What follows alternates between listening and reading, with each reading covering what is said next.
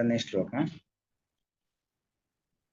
ನೂನಂ ತಪೋ ಯಸ್ಯ ನ ಮನ್ಯು ನಿರ್ಜಯೋ ಜ್ಞಾನಂ ಕ್ವಚಿತ್ ತಸ್ಯ ನ ಸಂಗವರ್ಜಿತಂ ಕಶ್ಚಿನ್ ಮಹಾಂತಸ್ಯ ನ ಕಾಮ ನಿರ್ಜಯಃ ಸ ಈಶ್ವರ ಕಿಂ ಪರತೋ ವ್ಯಪಾಶ್ರಯಃ. ನೂನಂ ತಪಃ ಯಸ್ಯ ನ ಮನ್ಯು ನಿರ್ಜಯಃ ಜ್ಞಾನಂ ಕ್ವಚಿತ್ ತಸ್ಯ ನ ಸಂಗವರ್ಜಿತಂ ಕಶ್ಚಿತ್ ಮಹಾನ್ ತಸ್ಯ ಮಹಾಸ್ತಸ್ಯ ಬಿಡಿಸಿದಾಗ ಮಹಾನ್ ತಸ್ಯ ಸಕಾರ ಆಗಮವಾಗಿ ಬರುತ್ತೆ. ಮಹಾನ್ ನಕಾರ ಅನುಸ್ವಾರವಾಗಿ ಬದಲಾವಣೆ ಆಗ್ತಾ ಇದೆ. ಮಹಾನ್ ತಸ್ಯ ನ ಕಾಮ ನಿರ್ಜಯ ಸಹ ಈಶ್ವರ ಕಿಂ ಪರತಃ ವ್ಯಪಾಶ್ರಯ. ಇದು ಲಕ್ಷ್ಮೀ ಸ್ವಯಂವರದ ವರ್ಣನೆ. ಅಷ್ಟಮ ಸ್ಕಂದದಲ್ಲಿ ಬರತಕ್ಕಂಥದ್ದು. ಸೂತ ಪ್ರಾಣಿ ಶುಕಾಚಾರ್ಯರು ಆ ಲಕ್ಷ್ಮೀ ಸ್ವಯಂವರವನ್ನ ಪರೀಕ್ಷಿತ್ ರಾಜನಿಗೆ ವರ್ಣನೆ ಮಾಡತಕ್ಕಂಥ ಒಂದು ಪ್ರಸಂಗ. ಆ ಲಕ್ಷ್ಮಿಯ ಆವಿರ್ಭಾವವಾಗಿದೆ. ಲಕ್ಷ್ಮೀನಾರಾಯಣ ದೇವರ ಕಲ್ಯಾಣವಾಗಬೇಕು. ಆ ಸ್ವಯಂವರದ ಒಂದು ವಿಡಂಬನೆ ನಡೀತಾ ಇದೆ. ಅಲ್ಲಿ ಲಕ್ಷ್ಮೀದೇವಿ ಪರಮಾತ್ಮನ ಅಜಿತ ನಾಮಕ ಪರಮಾತ್ಮ, ಮುಖ್ಯವಾಗಿ ಸಮುದ್ರ ಮಥನಕ್ಕೆ ಪ್ರೇರೇಪಣೆಯನ್ನು ಮಾಡಿರತಕ್ಕಂಥ ಪರಮಾತ್ಮನ ಒಂದು ರೂಪಕ್ಕೆ ಅಜಿತ ಅಂತ ಹೆಸರು.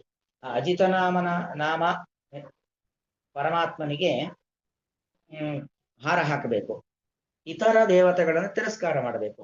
ಅದಕ್ಕೆ ಇತರ ದೇವತೆಗಳನ್ನು ತಿರಸ್ಕಾರ ಮಾಡ್ಲಿಕ್ಕೆ ಕಾರಣ ಹೇಳ್ಬೇಕಲ್ವಾ? ಆ ಕಾರಣಗಳನ್ನ ಲಕ್ಷ್ಮೀದೇವಿ ಇಲ್ಲಿ ಉಲ್ಲೇಖ ಮಾಡ್ತಾ ಇದ್ದಾಳೆ. ನೂನಂ ತಪಃ ಅಂದ್ರೆ ಒಬ್ಬೊಬ್ಬ ದೇವತೆಗಳಲ್ಲಿ ಒಂದೊಂದು ಇದೆ. ಅಂದ್ರೆ ವಿಶ್ವಾಮಿತ್ರಾದಿ ದೇವತೆ ಋಷಿಗಳಲ್ಲಾಗ್ಬೇಕಾದ್ರೆ ತಪಃ ನೂನಂ ನಿಶ್ಚಯವಾಗಿಯೂ ತಪಸ್ಸಿದೆ. ವಿಶ್ವಾಮಿತ್ರಾದಿ ಋಷಿಗಳಲ್ಲಾಗ್ಬೇಕಾದ್ರೆ ಭಾರಿ ತಪಸ್ವಿಗಳು, ಅವರ ಹೆಸರೇ ತಪಸ್ವಿಗಳು ಅಂತ. ನೂನಂ ತಪಃ ತಪಸ್ಸು ನೂನ ನಿಶ್ಚಯವಾಗಿದೆ. ಆದ್ರೆ ಯಸ್ಯ ನಮನ್ಯು ನಿರ್ಜಯ, ಆದ್ರೆ ಕೋಪ ನಿಗ್ರಹ ಇಲ್ಲ. ಕೋಪದಿಂದಾಗಿ ಅವರ ತಪಶಕ್ತಿಗಳನ್ನ ಕಳ್ಕೊಳ್ತಾರೆ. ಮತ್ತೊಬ್ಬರಿಗೆ ಶಾಪ ಹಾಕಿ ಹಾಕಿ ಹಾಕಿ ಅವರ ತಪಶಕ್ತಿಗಳನ್ನ ಕಳ್ಕೊಳ್ತಾರೆ. ಅಲ್ಲಿಗೆ ಏನ್ ಬಂತು? ಈಗ ನೋಡಿ, ಅದೆಷ್ಟು ಗಮನಿಸ್ಬೇಕಾದದ್ದು ಅಂದ್ರೆ ವಿಶ್ವಾಮಿತ್ರರು ಅವರ ಕೋಪದಿಂದಲೇ ಅವರು ಸಾವಿರಾರು ಸಾವಿರಾರು ಸಾವಿರಾರು ವರ್ಷ ತಪಸ್ಸುಗಳನ್ನು ಮಾಡಿಯೂ ಅದನ್ನು ಕಳ್ಕೊಳ್ತಾ ಇದ್ರು. ಯಾಕೆ? ಒಂದೇ ಒಂದು ಕಾರಣ, ಕೋಪ. ನೋಡಿ, ತಪಸ್ವಿಗಳಾಗಿದ್ದು ತಮ್ಮ ತಪಶಕ್ತಿಯನ್ನು ಕಳ್ಕೊಳ್ತಾ ಇದ್ದಾರೆ ಅಂದ್ಮೇಲೆ ನಮ್ಮಲ್ಲಿ ಅಂತ ತಪಶಕ್ತಿ ಇಲ್ಲ. ಇಲ್ಲದೆ ಮತ್ತೊಬ್ಬರ ಬಗ್ಗೆ ಕೆಟ್ಟದಾಗಿ ಮಾತನಾಡುವಂಥದ್ದು, ಮತ್ತೊಬ್ಬರಿಗೆ ಶಾಪ ಹಾಕೋದು, ಇದೆಲ್ಲ ಮಾಡಿದಾಗ ಕಳ್ಕೊಳ್ಳಿಕ್ಕೆ ತಪಶಕ್ತಿ ಇಲ್ಲವೇ ಇಲ್ಲ ಅಲ್ವಾ? ಅಂತ ಒಂದು ಅನುಷ್ಠಾನ ಇದ್ರೆ ಮಾತ್ರ ಕಳ್ಕೊಳ್ಳೋದು ಅಂತ. ಅಲ್ಲಿಗೆ ಏನಾಗತ್ತೆ? ಪಾಪ ನಿರಂತರವಾಗಿ ಅನೇಕ ರೀತಿಯಲ್ಲಿ ಪಾಪಗಳು ತುಂಬುತ್ತಾ ಹೋಗುತ್ತೆ. ಅದು ತಾತ್ಕಾಲಿಕವಾಗಿ ಏನೋ ಅದರ ಇದು ಗೊತ್ತಾಗದೇ ಇರಬಹುದು. ಮತ್ತೊಬ್ಬರಿಗೆ ನಾವು ನಿಂದನೆ ಮಾಡೋದು, ಶಾಪ ಹಾಕೋದು, ಇದೆಲ್ಲ ಮಾಡೋದ್ರಿಂದಾಗಿ ತಾತ್ಕಾಲಿಕವಾಗಿ ಅದರ ಬಗ್ಗೆ ಗೊತ್ತಾಗದೆ ಹೋಗಬಹುದು. ಆದ್ರೆ ಅದರಿಂದ ಒಂದಲ್ಲ ಒಂದು ರೀತಿ ಕೆಟ್ಟದ್ದು ಆಗ್ತಾ ಹೋಗುತ್ತೆ. ಆ ದೇವರು ಯಾವುದೋ ಒಂದು ಸಂದರ್ಭದಲ್ಲಿ ಒಂದಲ್ಲ ಒಂದು ರೀತಿ ಏನ್ ಮಾಡ್ತಾನೆ, ಕೆಟ್ಟದ್ದನ್ನು ಕೊಡ್ತಾ ಹೋಗ್ತಾನೆ. ಆದ್ರೂ ಅದನ್ನ ಅರ್ಥ ಮಾಡ್ಕೊಳ್ಳಲ್ಲ ಅಂತ ಆದ್ರೆ ಅದೊಂದು ರೀತಿಯಾಗಿರ್ತಕ್ಕಂತಹ ನಾವು ಮಾಡ್ತಕ್ಕಂಥ ಅಪಮಾನ. ಹಾಗಾಗಿ ಶಾಪವನ್ನ ಹಾಕಬಾರದು, ಕೋಪವನ್ನ ವ್ಯಕ್ತಪಡಿಸಬಾರದು. ಕೋಪ ಇದ್ದಲ್ಲಿ ಕಲಿಪುರುಷ ಮತ್ತು ಅಲಕ್ಷ್ಮಿ ಅವರಿಬ್ರು ಕೂಡ ಒಟ್ಟಿಗೆ ಇರುತ್ತಾರೆ. ಹಾಗೆ ಅಲಕ್ಷ್ಮಿ ಮತ್ತು ಕಲಿಪುರುಷ ಅವರಿಬ್ಬರ ಸನ್ನಿಧಾನವೇ ಕೋಪ. ಹಾಗಾಗಿ ನೂನಂ ತಪಃ ತಪಶಕ್ತಿ ಇದೆ, ಆದ್ರೆ ನ ಮನ್ಯು ನಿರ್ಜಯ. ಮನ್ಯು ಅಂದ್ರೆ ಕೋಪ, ಅದರ ನಿಯಂತ್ರಣವಿಲ್ಲ. ಇನ್ನು ಜ್ಞಾನಂ ಕ್ವಚಿತ್, ಇನ್ನು ಕೆಲವು ಕಡೆ ಆಗಬೇಕಾದ್ರೆ ಅಂದ್ರೆ ದೇವತೆಗಳ ಗುರುಗಳು ಬೃಹಸ್ಪತ್ಯಾಚಾರ್ಯರು, ಅವರಿಗಿಂತಲೂ ಜ್ಞಾನ ಇರತಕ್ಕಂಥವ್ರು ಯಾರು? ಶುಕ್ರಾಚಾರ್ಯರು. ಯಾಕಂದ್ರೆ ಮೃತ ಸಂಜೀವಿನಿ ಮಂತ್ರ ಅಂತ ಮರಣವನ್ನ ಹೊಂದಿದವರನ್ನು ಬದುಕಿಸ್ತಕ್ಕಂಥ ಮಂತ್ರ ಶುಕ್ರಾಚಾರ್ಯರಲ್ಲಿದೆ, ಇದು ಬೃಹಸ್ಪತ್ಯಾಚಾರ್ಯರಲ್ಲಿಲ್ಲ. ಬೃಹಸ್ಪತ್ಯಾಚಾರ್ಯರು ದೇವತೆಗಳ ಗುರುಗಳು. ದೇವತೆಗಳ ಗುರುಗಳಲ್ಲಿ ಇಲ್ಲದೆ ಇರತಕ್ಕಂಥ ಒಂದು ದಿವ್ಯವಾದ ಜ್ಞಾನ ಮೃತ ಸಂಜೀವಿನಿ ಮಂತ್ರ ವಿದ್ಯೆ ದೈತ್ಯ ಗುರುಗಳಾಗಿರ್ತಕ್ಕಂಥ ಶುಕ್ರಾಚಾರ್ಯರಲ್ಲಿದೆ. ಜ್ಞಾನಂ ಕ್ವಚಿತ್ ನ ತಸ್ಯ ಸಂಗವರ್ಜಿತಂ. ಒಳ್ಳೆ ಜ್ಞಾನ ಇದೆ, ಆದರೆ ಅವರಲ್ಲಿ ದೈತ್ಯರ ಸಂಘ, ದೈತ್ಯರ ಗುರುಗಳು. ಹಾಗಾಗಿ ಅವರಲ್ಲೂ ಒಂದು ದೋಷ ಇದೆ ಅಂತ ಅರ್ಥ. ಅಂದ್ರೆ ಇಲ್ಲಿ ಲಕ್ಷ್ಮೀದೇವಿ ಏನ್ ಮಾಡ್ತಾ ಇರುವಂತದ್ದು, ಎಲ್ಲರಲ್ಲೂ ದೋಷೋದ್ಘಾಟನೆಯನ್ನ ಮಾಡ್ತಾ ಇದ್ದಾಳೆ. ಎಲ್ಲರೂ ದೋಷಿಗಳೇ. ಹಾಗಾಗಿ ನಿರ್ದೋಷ ಅಂದ್ರೆ ಪರಮಾತ್ಮ ಒಬ್ಬನೇ ಅಂತ ಪರಮಾತ್ಮನ ಕುತ್ತಿಗೆಗೆ ಹಾರ ಹಾಕಬೇಕು. ಅದಕ್ಕೆ ಎಲ್ಲರಲ್ಲೂ ದೋಷ ಇದೆ ಅಂತ ತೋರಿಸ್ಕೊಡುವ ಮೂಲಕವಾಗಿ ದೋಷಗಳು ಯಾವ್ದ್ಯಾವ್ದು ಅನ್ನೋದನ್ನ ಪಟ್ಟಿ ಮಾಡ್ತಾ ಇದ್ದಾಳೆ. ಅಂದ್ರೆ ಈ ದೋಷಗಳು ನಮ್ಮಲ್ಲಿ ಇರಬಾರದು ಅನ್ನೋದನ್ನ ಲಕ್ಷ್ಮಿ ತೋರಿಸ್ತಾ ಇದ್ದಾಳೆ. ಇನ್ನು ಕಶ್ಚಿತ್ ಮಹಾನ್ ನ ತಸ್ಯ ಕಾಮನರಜ, ಇನ್ನೊಬ್ಬ ಮಹಾನ್ ಬ್ರಹ್ಮದೇವರು, ಆದ್ರೆ ನಕಾಮ ನಿಗ್ರಹ. ಯಾಕೆ? ತನ್ನ ಮಗಳಾಗಿರ್ತಕ್ಕಂಥ ಸರಸ್ವತಿಯನ್ನೇ ಪತ್ನಿಯನ್ನಾಗಿ ಮಾಡಿಕೊಂಡವನು ಬ್ರಹ್ಮದೇವ ಅನ್ನೋದು. ಅಂದ್ರೆ ಇದು ಲೋಕ ವಿಡಂಬನೆ ಅಷ್ಟೇ. ಅಂತೂ ದೋಷ ಇದೆ ಅಂತ ತೋರಿಸ್ಕೊಡ್ತು. ನ ಕಾಮನರ್ಜಯ. ಇನ್ನು ಈಶ್ವರ ಕಿಂ ಪರತೋ ವ್ಯಪಾಶ್ರಯ. ಇನ್ನು ತನ್ನ ಸಂಕಷ್ಟವನ್ನ ದೂರ ಮಾಡ್ಕೊಳ್ಳಿಕ್ಕೋಸ್ಕರವಾಗಿ ಮತ್ತೊಬ್ಬರನ್ನ ಆಶ್ರಯಿಸಿದವನು ಅಂದ್ರೆ ಭಸ್ಮಾಸುರ, ಅವನಿಗೆ ವರ ಕೊಡ್ತಾನೆ ಭಗವಂತ. ಭಸ್ಮಾಸುರನಿಗೆ ವರ ಕೊಟ್ಟಂತ ಒಂದು ಸಂದರ್ಭದಲ್ಲಿ ಭಸ್ಮಾಸುರ ಬೆನ್ನಟ್ಟಿ ಬರ್ತಾನೆ. ಯಾರನ್ನು ಕೊಲ್ಲಿಕ್ಕೆ? ವರವನ್ನ ಕೊಟ್ಟಂತ ರುದ್ರದೇವರನ್ನೇ ಸಂಹಾರ ಮಾಡ್ಲಿಕ್ಕೋಸ್ಕರವಾಗಿ ಭಸ್ಮಾಸುರ ಬಂದಂತ ಸಂದರ್ಭ. ಆ ವರವನ್ನ ಕೊಟ್ಟಂತ ಭಸ್ಮಾಸುರನನ್ನೇ ಭಸ್ಮಾಸುರನೇ ರುದ್ರದೇವರನ್ನ ಸಂಹಾರ ಮಾಡ್ಲಿಕ್ಕೆ ಬಂದಂತ ಸಂದರ್ಭದಲ್ಲಿ ತಾನೇ ಯಾರಿಗೆ ವರ ಕೊಟ್ಟಿದ್ದೇನೋ ಅವನಿಂದ ತನಗೆ ರಕ್ಷಣೆ ಮಾಡ್ಕೊಳ್ಳಿಕ್ಕಾಗದೆ ರುದ್ರದೇವರು ಏನ್ ಮಾಡ್ತಾರೆ? ಭಗವಂತನ ಬಳಿಗೆ ಹೋಗ್ತಾರೆ. ಅಲ್ಲಿಗೆ ನೋಡಿ, ಹೆಸರು ಈಶ್ವರ, ಆದ್ರೆ ತನ್ನನ್ನ ತಾನು ಕಾಪಾಡಿಕೊಳ್ಳಿಕ್ಕಾಗಿಲ್ಲ ಅಂದ್ರೆ ಅವನು ಈಶ್ವರ ಆಗ್ಲಿಕ್ಕೆ ಸಾಧ್ಯನಾ? ಸ ಈಶ್ವರ ಕಿಂ ಪರತಃ ವ್ಯಪಾಶ್ರಯ. ಯಸ್ಯ ಪರತಃ ವ್ಯಪಾಶ್ರಯ, ಯಾರಿಗೆ ಮತ್ತೊಬ್ಬರಿಂದ ಆಶ್ರಯ ಇದೆಯೋ ಅವನು ಈಶ್ವರ ಆಗ್ಲಿಕ್ಕೆ ಸಾಧ್ಯನಾ? ಅಂದ್ರೆ ಈಶ್ವರ ಅಂದ್ರೆ ಏನು? ಈಶ್ವರನೇ, ಕೈಲಾಸಾಧಿಪತಿಯೇ, ಇಂದ್ರಾದಿ ದೇವತೆಗಳಿಗಿಂತಲೂ ಶ್ರೇಷ್ಠರೇ. ಆದರೆ ಈಶ್ವರ ಅಲ್ಲ, ಈಶಾನಾಮಪಿ ವರಹ ಅಲ್ಲ. ಈಶ್ವರು ಯಾರ್ಯಾರು ಒಡೆಯರು ಅಂತಿದ್ದಾರೋ ಎಲ್ಲರಿಗಿಂತಲೂ ಸುಪ್ರೀಂ ಅಲ್ಲ ಅಂತ ಅರ್ಥ ರುದ್ರದೇವರು. ಹೀಗೆ ಒಬ್ಬೊಬ್ಬರಲ್ಲೂ ಕೂಡ ಒಂದು ರೀತಿಯಾಗಿರ್ತಕ್ಕಂಥ ದೋಷಗಳಿರ್ಬೇಕಾದ್ರೆ ಇವ್ರು ಯಾರಿಗೂ ನಾನು ಹಾರ ಹಾಕೋದಿಲ್ಲ, ಸ್ವಯಂವರದಲ್ಲಿ ಇವರು ಯಾರನ್ನೂ ಕೂಡ ಬರೆಸೋದಿಲ್ಲ ಎಂಬುದಾಗಿ ಆ ಲಕ್ಷ್ಮೀದೇವಿ ಹೇಳ್ತಕ್ಕಂಥ ಮಾತು. ನೂನಂ ತಪೋ ಯಸ್ಯ ನಮನ್ಯು ನಿರ್ಜಯ ಜ್ಞಾನಂ ಕ್ವಚಿತ್ ತಸ್ಯ ನ ಸಂಗವರ್ಜಿತಂ ಕಶ್ಚಿತ್ ಮಹಾನ್ ತಸ್ಯ ನ ಕಾಮ ನಿರ್ಜಯ ಸ ಈಶ್ವರ ಕಿಂ ಪರತೋ ವ್ಯಪಾಶ್ರಯ. ಸತ್ಯಮೇತತು ಲಕ್ಷ್ಮೀ ತಾವತು ಸರ್ವಮಾನ್ಯ. ಲಕ್ಷ್ಮಿ ಎಂಬುವವಳು ಸರ್ವಮಾನ್ಯ ಅಲ್ವಾ? ಎಲ್ಲರೂ ಲಕ್ಷ್ಮಿಯನ್ನ ಬಯಸ್ತಾಳೆ, ಎಲ್ಲರೂ ಲಕ್ಷ್ಮಿ ಬಯಸ್ತಾರೆ, ಮತ್ತು ಎಲ್ಲರೂ ಕೂಡ ಲಕ್ಷ್ಮಿಗೆ ಅಭಿವಾದನೆಯನ್ನ ಮಾಡ್ತಾರೆ. ಸಾಚ ಪ್ರಾರ್ಥಯತಃ ಅಪಿ ಇತರಾನ್ ಪರಿತ್ಯಜ್ಯ ಅನಭೀಪ್ಸೋ ಅಸ್ಯ ಚರಣೋ ಯದಿ ಆಶ್ರಿತ ತದಾ ಏತಸ್ಯ ಸಮಃ ನಾಸ್ತಿ.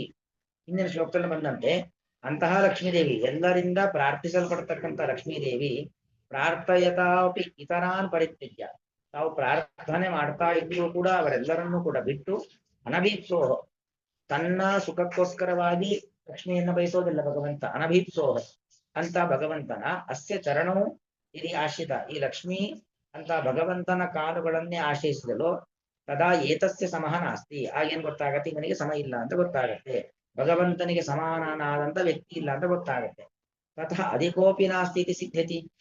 ಲಕ್ಷ್ಮಿ ಎಲ್ಲರಿಂದ ಪ್ರಾರ್ಥಿತಳು ಅಂತ ಲಕ್ಷ್ಮಿಯೇ ಭಗವಂತನನ್ನ ಬಯಸ್ತಾಳೆ ಅಂದ್ಮೇಲೆ ಭಗವಂತನಿಗೆ ಸಮನೂ ಇಲ್ಲ, ಭಗವಂತನಿಗಿಂತ ಉತ್ತಮರೂ ಇಲ್ಲ. ಯದಿಚ ಕಶ್ಚನ ಏತೇನ ಸಮಃ ಸ್ಯಾತ್ ತದಾ ತತ್ಪರಿತ್ಯಾಗೇನ ಏತಸ್ಯ ಚರಣಾನುಸರಣ ಅನುಪಪತ್ತಿ. ಒಂದ್ ವೇಳೆ ಭಗವಂತನಿಗಿಂತ ಸಮ ಯಾರಾದರೂ ಇದ್ದಿದ್ರೆ ಎಲ್ಲರನ್ನೂ ಬಿಟ್ಟು ದೇವರನ್ನೇ ಆಶ್ರಯಿಸಬೇಕಾಗಿಲ್ಲ, ದೇವರಿಗೆ ಸಮನಾದ ಮತ್ತೊಬ್ಬ ಯಾರು ಇದ್ದಾನೆ ಅವನನ್ನ ಆಶ್ರಯಿಸಬಹುದಿತ್ತು. ಆದ್ರೆ ಲಕ್ಷ್ಮಿ ಯಾರನ್ನು ಆಶ್ರಯಿಸಿಲ್ಲ ಅಂದ್ಮೇಲೆ ಭಗವಂತನಿಗೆ ಸಮಾನಾದವನು ಯಾರೂ ಇಲ್ಲ ಅಂತ ಗೊತ್ತಾಗುತ್ತೆ. ಅಧಿಕಸ್ಯ ಸತ್ವೇತು ಏತತ್ವೀಕರಣ ಸೇವನಪತ್ತಿ. ಇನ್ನು ಸಮಾನ ಅಂತಿರ್ಬೇಕಾದ್ರೆ ಭಗವಂತ ಅವನಿಗೆ ಸಮಾನಾದವನು ಇನ್ನೊಬ್ಬ, ಯಾರಾದ್ರೇನಂತೆ? ಭಗವಂತನಿಗಿಂತ ಅಧಿಕ ಯಾರಾದರೂ ಇದ್ದಾರೆ ಅಂತ ಆಗಿದ್ದಿದ್ರೆ ಆಗ ಅಧಿಕನನ್ನೇ ಬಯಸ್ಬೇಕು. ಲಕ್ಷ್ಮಿಗೆ ಅಧಿಕನೇ ಬೇಕಾದ್ರಿಂದಾಗಿ ಭಗವಂತನನ್ನ ಬಿಟ್ಟು ಮತ್ತೊಬ್ಬರನ್ನ, ಇನ್ನೂ ಅಧಿಕ ಗುಣ ಇರತಕ್ಕಂಥ ವ್ಯಕ್ತಿಯನ್ನ ತಾನು ಸ್ವಯಂವರದಲ್ಲಿ ವರಿಸ್ಬೇಕಿತ್ತು. ಆದ್ರೆ ಲಕ್ಷ್ಮಿ ದೇವರನ್ನ ಬಿಟ್ಟು ಯಾರನ್ನೂ ವರಿಸಿಲ್ಲ ಅಂದ್ಮೇಲೆ ಗೊತ್ತಾಗತ್ತೆ ಸಮರೂ ಇಲ್ಲ ಅಧಿಕರೂ ಇಲ್ಲ ಅಂತ ಗೊತ್ತಾಗತ್ತೆ. ಏತದೇವ ಕಥಂ, ಯಾಕೆ ಅಂತ ಪ್ರಶ್ನೆ. ಭಗವಂತನಿಗೆ ಸಮಾನರೂ ಇಲ್ಲ, ಭಗವಂತನಿಗಿಂತ ಉತ್ತಮರೂ ಇಲ್ಲ ಅಂತ ಯಾಕೆ? ಅನಾದಿತಃ ಏವ ಹರಿ ಲಕ್ಷ್ಮ್ಯಾಹ ಪತಿ. ಅನಾದಿ ಕಾಲದಿಂದಲೂ ಕೂಡ ಭಗವಂತ ಲಕ್ಷ್ಮಿಯ ಪತಿ. ಲಕ್ಷ್ಮೀ ತಸ್ಯ ಭಾರ್ಯಾ ಇತಿ ಚ ಆಗೋಪಾಲಾನಾಂ ಪ್ರಸಿದ್ಧ. ಲಕ್ಷ್ಮೀ ತಸ್ಯ ಭಾರ್ಯಾ ಇತಿ, ಲಕ್ಷ್ಮಿ ಭಗವಂತನ ಪತ್ನಿ ಎಂಬುದಾಗಿ ಆ ಗೋಪಾಲಾನ, ಗೋಪಾಲ ಅಂದ್ರೆ ಗೋಪಾಲಕರು ಅಂದ್ರೆ ಅರ್ಥೇನು? ಬರೀ ಹಸುಕಾಯರು ಅನ್ನೋದು ಅಭಿಪ್ರಾಯ ಅಲ್ಲ. ಸಾಮಾನ್ಯವಾಗಿ ಈಗ ವಿದ್ಯೆ ಕಲಿದೆ ಇದ್ದವರು ಹಸುಕಾಯರು ಅಂತ. ಹಾಗೆಯೇ ಜ್ಞಾನ, ಸಾಮಾನ್ಯ ಜ್ಞಾನ ಇದ್ರೂ ಸಾಕು, ವಿದ್ಯೆ ಇಲ್ಲದವರಿದ್ರು ಕೂಡ ಏನ್ ಗೊತ್ತು? ಲಕ್ಷ್ಮೀ ನಾರಾಯಣರು ಪತಿಪತ್ನಿಯರು ಅನ್ನೋದು ಗೊತ್ತು. ಆ ಗೋಪಾಲಾನ, ಒಂದು ಸಾಮಾನ್ಯ ಗೊಲ್ಲನವರೆಗೂ ಎಲ್ಲರಿಗೂ ಗೊತ್ತು, ಆ ವಿಚಾರ ಗೊತ್ತು.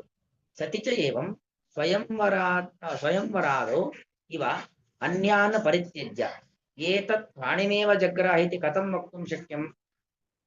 ಹೀಗೆಲ್ಲ ಇರಬೇಕಾದ್ರೆ ಸ್ವಯಂವರದಲ್ಲಿ ಮತ್ತೊಬ್ಬರನ್ನ ಪರಿತ್ಯಾಗ ಮಾಡೋದು, ಉಳಿದವರನ್ನ ಬಿಟ್ಟು ಭಗವಂತನನ್ನೇ ಪಾಣಿಗ್ರಹಣ ಮಾಡಲು, ಇದೆಲ್ಲ ಹೇಗಿದು ಅಂತ ಪ್ರಶ್ನೆ.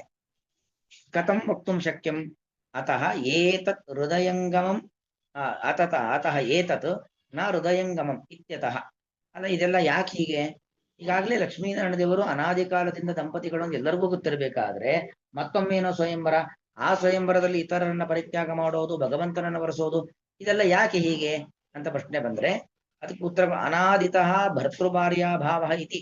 ಅಂದ್ರೆ ಇದು ಹೌದು ವಾಸ್ತವ, ಸತ್ಯಂ ಅನಾದಿತಃ ಭರ್ತೃಭಾರ್ಯ ಭಾವ ಇತಿ. ಅನಾದಿ ಕಾಲದಿಂದಲೂ ಲಕ್ಷ್ಮೀನಾರಾಯಣ ದೇವರು ಗಂಡ ಹೆಂಡತಿ ಅನ್ನೋದು ಗೊತ್ತು. ತಥಾಪಿ ಕಾರಣ ವಿಶೇಷೇಣ ಕಾಲ ವಿಶೇಷೇ ಸಮುದ್ರೋದ್ಭೂತತೆಯ ಲಕ್ಷ್ಮ್ಯಾ ನೂತನ ಸ್ತ್ರೀ ಇವ ವಿಡಂಬನಂ ಕುರುವಂತ್ಯಾ ಏವಂ ಕೃತಮಿತಿ ಭಾವೇನ ತಯಾ ಕೃತಂ ಅನ್ಯೇಷು ದೋಷೋದ್ಭಾವನಂ ತಾವತ್ ದರ್ಶಯತಿ.